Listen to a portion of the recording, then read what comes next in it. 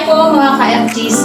Ngayong araw, magluluto po tayo ng pork kare-kare. Alam naman natin ang pork kare-kare ay isa sa mga paboritong pagkain ng Pinoy. So sa pork kare-kare, ang pinaka-main ingredient natin ay ang peanut butter.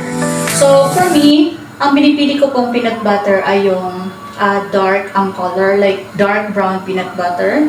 Kasi nakikita ko po kasi na parang malinamnam talaga pag dark brown. Meron po kasing peanut butter na parang pale siya. So just for me, I chose this kind of color.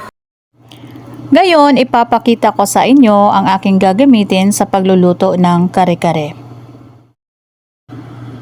Main ingredient na peanut butter, karne ng baboy, Mamacita's kare-kare, isang pork cube, aswete powder na pampakulay, at di nawawala ang ating mga gulay gaya ng sitaw, pechay, at talong. Kailangan din po natin ng bawang at sibuyas sa paggisa ng ating mga ingredients.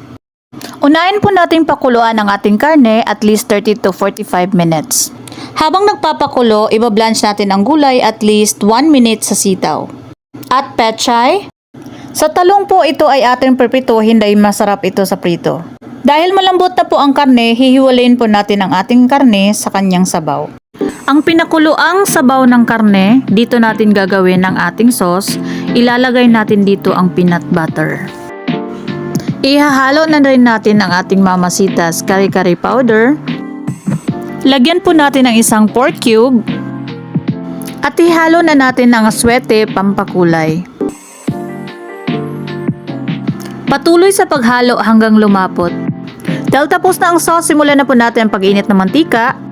Dahil mainit na ang mantika, unahin po natin ilagay ang ating sibuyas.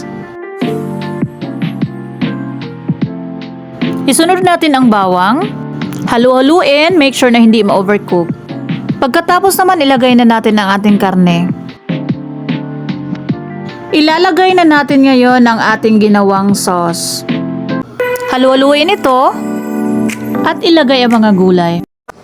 Sa wakas, luto na po ang ating pork kare-kare. I hope magustuhan nyo ang aking luto.